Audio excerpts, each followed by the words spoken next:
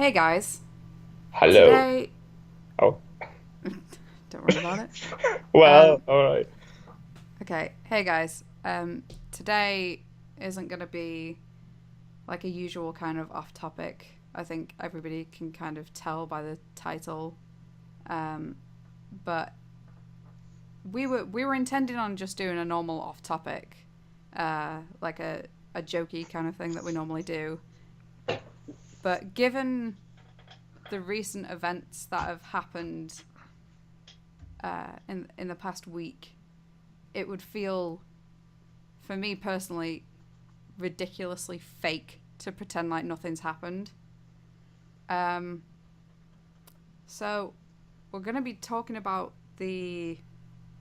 uh, the Ariana Grande gig last week in Manchester, and the reason that there's no ads on this, the reason that there's no thumbnail, there's no like subtitle or anything like that, is because I was actually at that gig, and this hits obscenely close to home. So if there are any ads on this video, they're not from me, they're from YouTube. And yeah, like the reason I wanted to talk about it is because the only thing that I can do is talk about it. Um, but I remember getting back from the gig, and Kev was actually one of the first people that I spoke to about it. Like I just sent you a WhatsApp message saying there was an 11 minutes explosion. long. Oh, well, yeah, later on, yeah. Yeah. And I thought it was like there was a firework malfunction or there was something to do with fireworks. And then when I was late, like a few minutes later, I was on the Facebook and people were talking about it. And there was a video of like Sky News, which was starting to cover it. And like, so I went back to a message what said explosion. I was like, oh shit, what? What do you mean there was explosion? Explosion there was what?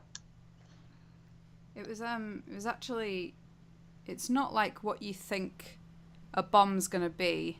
It's not just like a burst of fire and it takes down everybody in the room without any pain or anything like that. This was a shrapnel bomb. It was made by the guy at home, and it was full of nails and glass and things that can really, really hurt you. And this was torturous for anybody around the guy. Um, there were kids that died. I mean, I went with a friend, and I'm gonna sound really disjointed and everything during this. I know that, but I don't really know like how to structure this. There was a friend that I went to the gig with, and afterwards, we were in so much denial that she said to me, "It doesn't make sense that anybody would target this place." She went, "It's a Monday night in Manchester of all places. It it doesn't make any sense. Why would they target here?" And I turned to her and I said, "It's the perfect spot when you think about it. All of the attention and all the security is on the capital city. It's on London. We're the next biggest city, well, or third biggest city, whatever. It's absolutely full. 18 to 21,000 people in that entire arena. It's got a large gay population in there, and it's got a large population of kids and parents in there. It made perfect sense for it to be a target. And it was, I can't, I've struggled to talk about this. I really do. Like, I go through phases of I want to talk about it, I want to get it out. Then I go through phases of I don't want to talk about this at all. It's too much. And then I get angry, and then I get sad, and then I'm just completely numb to it all. And I'm sure plenty of other people are feeling the exact same way. Um, but yeah, I'm I'm not really I'm not yeah.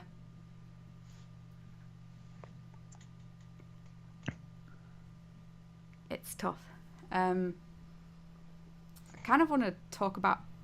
I don't want to make it about me or anything like that, because I know a lot of people, from what I've seen on Facebook and Twitter or whatever, they've been like, oh, I was there 2 weeks ago, it could have been me. I was there 3 years ago, it could have been me.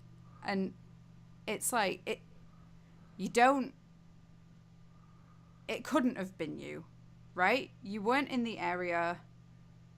Like, I don't want to sound admonishing towards anybody that's saying stuff like that, but you don't know the genuine feeling of that level of fear if you weren't there. And like I said, I don't want to make it about me, but I do want to give like a sort of first person perspective of what went on and the aftermath that's been going on ever since, because this is stuff that the media doesn't cover. I spoke to a reporter that night, and he was just trying to feed me lines about how he thought it happened, and it's not how you think. Like, a bomb doesn't sound how you think it's going to sound, particularly one of that caliber. It sounded, none of us had a clue what had actually happened. Like, the gig had finished, and for the next 30 seconds or so, everybody, like the whole arena, is up in noise. It's people talking, it's people laughing, it's people singing along to some of the songs, and we're just slowly making our way out of the arena. And the way out is every single block, they share with the next block along like a concrete stairwell that leads down to like an outer rim of the arena, and then every single person filters out to one of 2 or 3 exits. And there is one major exit, which is a lobby that's shared with a train station as well. There's a train station running underneath the arena, and everybody goes out of that exit because it's such a well-known meeting point, and there's a huge merch stand. You know, it's the easiest way for people to get their train back and everything. That is where everybody filters out, and the box office is there too.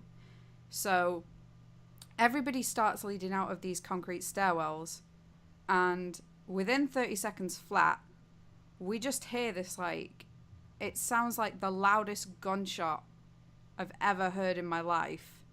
Like a really loud, deep gunshot. And I know it sounds really cliche and it sounds overused, but it really is like time slows down, legitimately. Because every single person in that arena then that was left, they all turned around to the same exit where the noise had come from, and we all just stopped. The arena was completely silent. It must have only been for half a second at that, but it felt like such a long time. And then all of a sudden, we see a large group of teenage girls and kids screaming and running away from the same exit. And everybody else at that point, everybody turns around, they shout, run to the person behind them. They're screaming.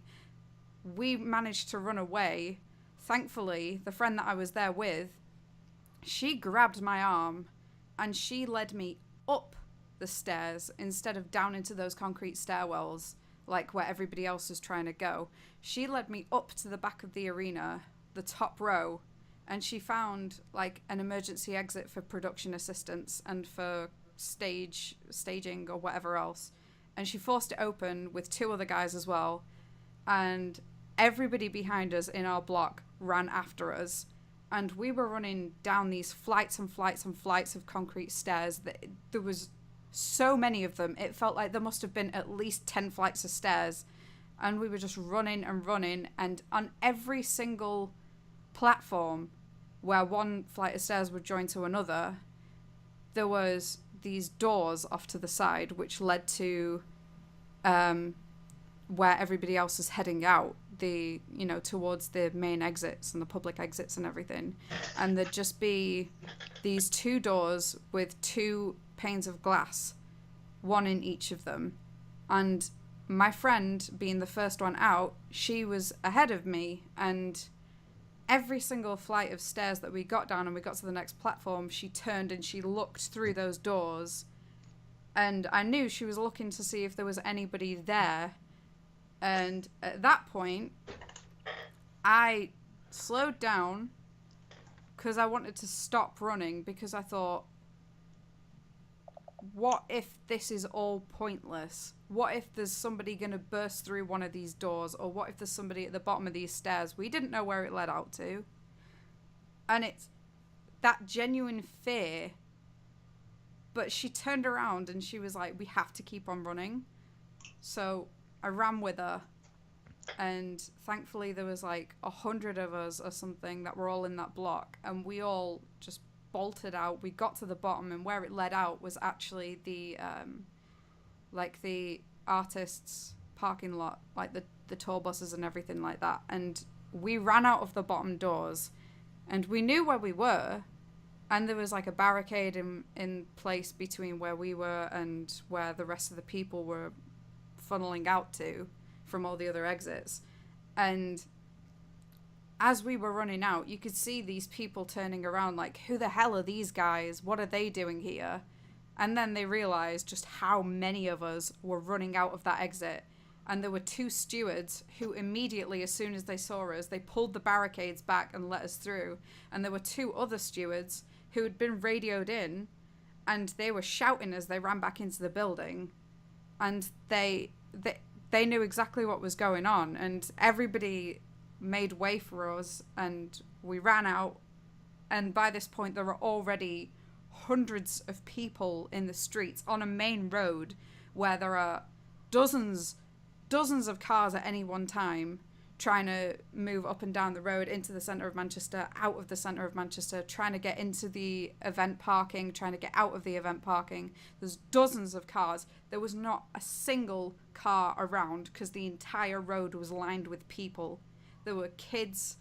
I saw one woman who looked middle-aged, crying into her phone, trying to find somebody. There was all kinds of people, and they were just sobbing in the middle of the street, clearly trying to find other people. Thankfully, we didn't get split up, because I didn't even have my friend's phone number at the time, and she was my lift back. If I'd have lost her, I'd have been fucked. And we're moving up the street, and my friend's saying, what do you think it was? And I was like, well, I don't know. It sounded like an overhead sign falling down. And she said, I don't think it was that. I think somebody fell from one of the upper tiers to the lower tiers or something, and they hurt themselves. And I was like, but I don't think it was. It sounded way too heavy for that. The entire arena would not have stopped and heard a sound like that. And then we heard, like, there are little whispers going around you from all the different groups of people, and some people are saying it's a gunshot, some people are saying a balloon popped near a microphone, some people are saying a speaker dropped, some people are saying it's an explosion.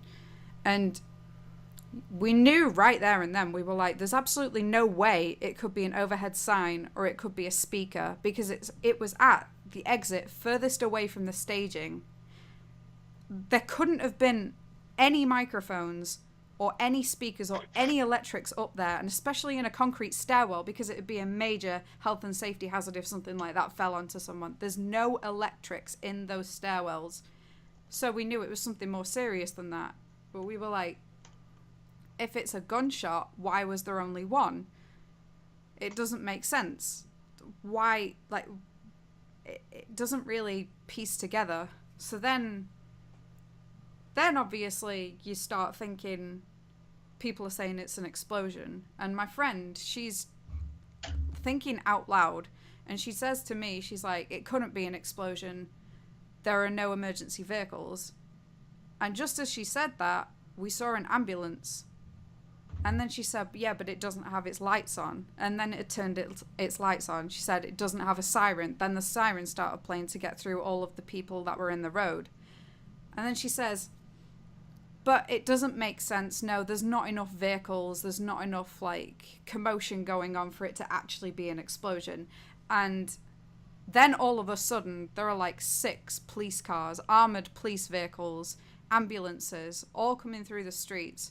And they're surrounding the entire building. And she said, yeah, well, if it's a bomb scare, they have to turn up. But there were people crying and screaming. And actually, as we were walking away over the bridge, over the top of the railway station, we were talking to this woman and her daughter, and she had a very young daughter. And she said, "What do you think it was?" And we said, "We don't know. We're not sure. People are saying it was gunshots or an explosion, but we don't think it is." And she said, "There was smoke coming from those exits." And we were like, she can't be telling the truth. She's got to be lying to us. But this is a middle-aged lady with a daughter, and she's saying there's smoke coming from the exits. And just as she said that, we could smell burning. The second that she said there was smoke, we could smell the burning in the air.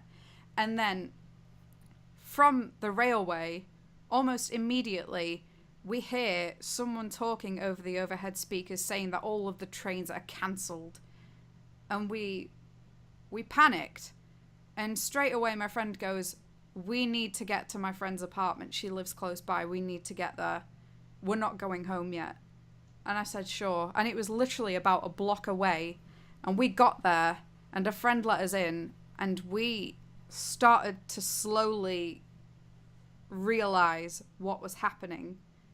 And we got into that apartment, and her friend was like, I don't get it. Like, what do you think actually happened? And we were like, we don't know. Because at this point, we were in denial. We were like, this doesn't happen to just anybody. This doesn't happen.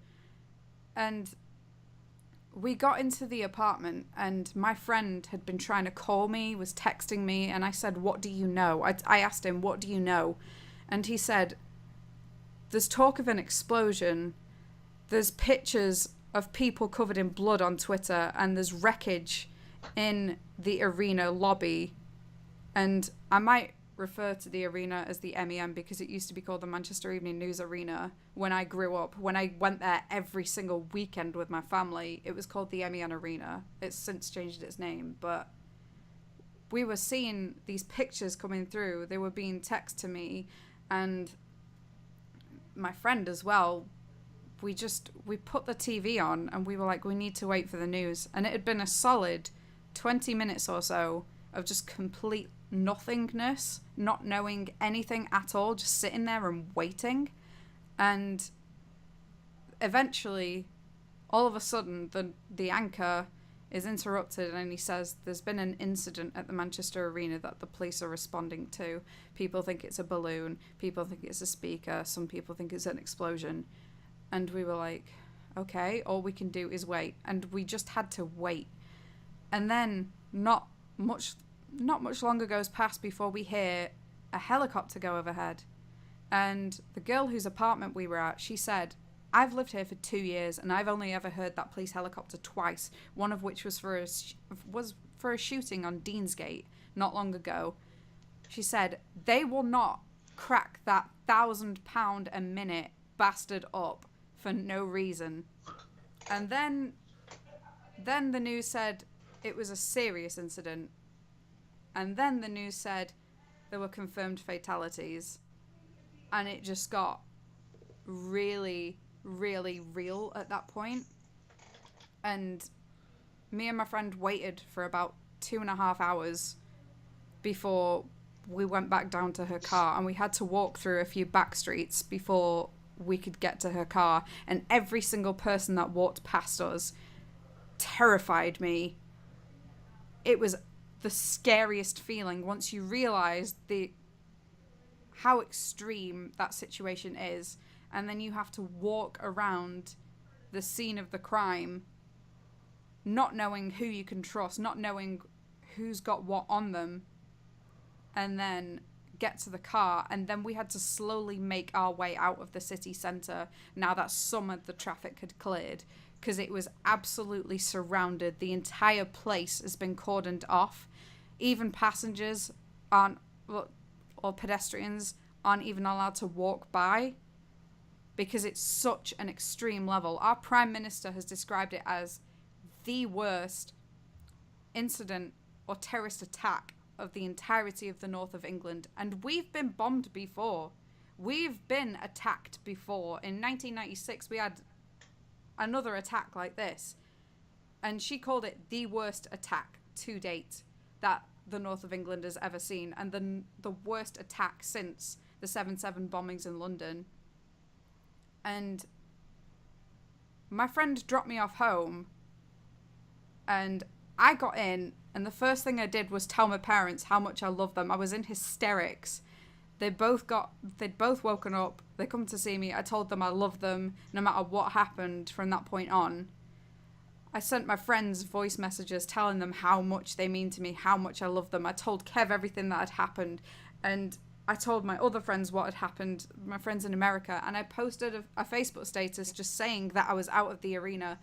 And 60 people, family members that I've never even met before, were calling, commenting, telling me that they hope I was okay. And there was such an outpouring of love. But my friend, after she dropped me off back home, she went back there and she tried to help people in the streets that were hurt. But they didn't let her back. There was actually one homeless man that has made the news because he went over to where it all happened and he was helping to pull nails and glass and other bits of shrapnel from children's faces. And there's been a fund set up to get the guy back on his feet, donate as much money as they possibly can to him. And there's tomorrow and on Monday as well, at the time that we're recording this on Saturday the 27th, all of the tattoo artists available in Manchester are all dropping all of their bookings. They're all putting a flat rate of either £50 or £25 I've seen from a couple of people, for anybody to get a bee tattoo, because the bee is the symbol of Manchester, and it's like a symbol of unity, and all of the proceeds, all of the cost of those tattoos, they go back to helping the families of the victims and the injured. And I've just never known a city like this one, where we've all come together so quickly. People were going back to a bomb site to help the people there. There was a video of a young girl. She was like a young teenager, and she's perched on the side of the arena, and somebody's having to hold her legs up for her because her legs are just bleeding profusely, and they're trying to stop her from bleeding out, and they're trying to call an ambulance. And there's so many videos, and so many people died. 22 people so far have died, one of which was just a 7-year-old girl. It's been, I mean, the side that they won't really show you on the international news probably is that ever since that happened, for the past week, the entire city's been silent. People have been going into the city centre as usual. They've not been afraid. The city centre has been busy, but every single person is silent. And they're going to the vigils. Even from the day after they were holding vigils, there's police on the streets. The terror level's been upped, so we've now got armies in the streets. Members of the armed forces are in the streets. And we've had so many raids across Manchester, across the city centre in particular, but across like even the student accommodation areas. Like they, in a little part of Manchester called Fallowfield, is where the bomber actually was living.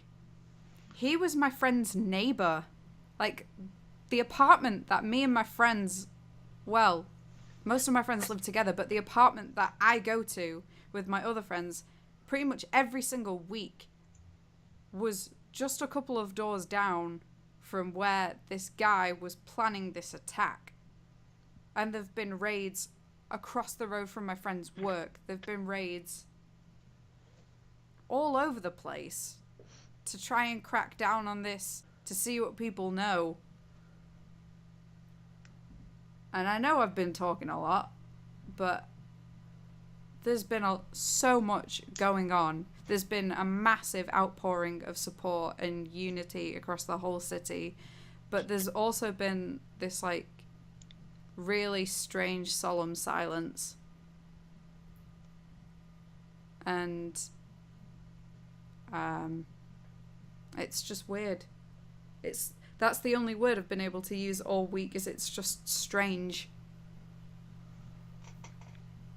You'd think like the people that are in there would be the very first to know what was going on, but if anything, I think we were the last, because we just couldn't believe what was going on around us. We were in complete denial,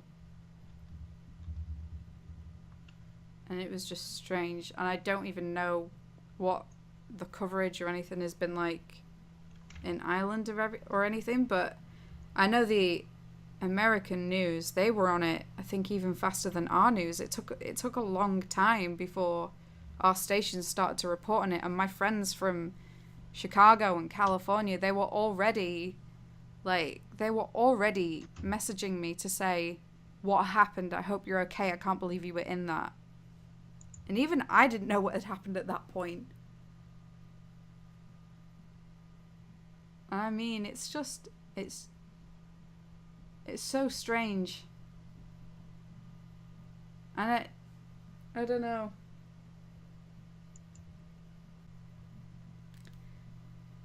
I feel like I've been talking way too much.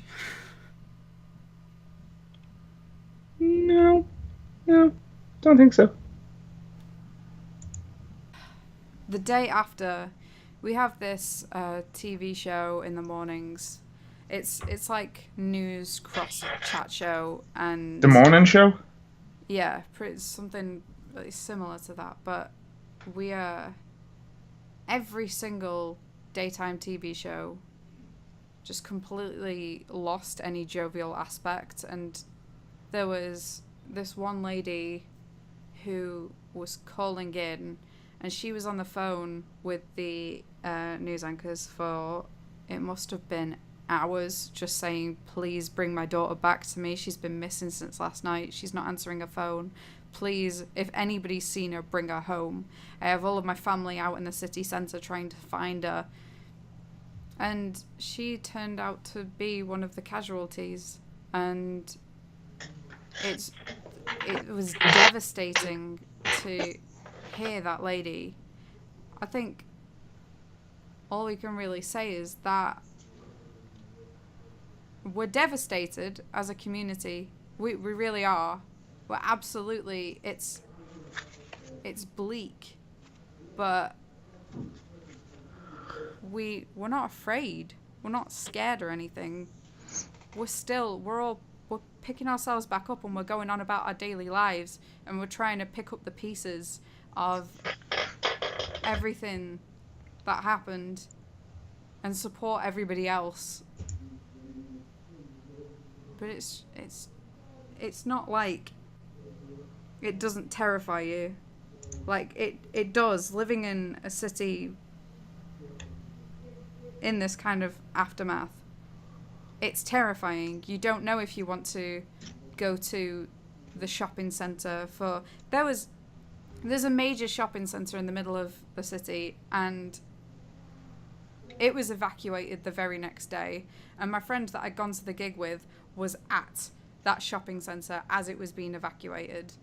And there've been several other controlled explosions all over from where the police have found things, and when they've needed to enter houses. And it's scary, but you can't live in fear. You've got to keep moving forward. That's all you can do. Kev,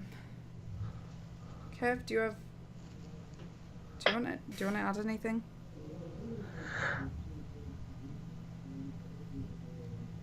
No.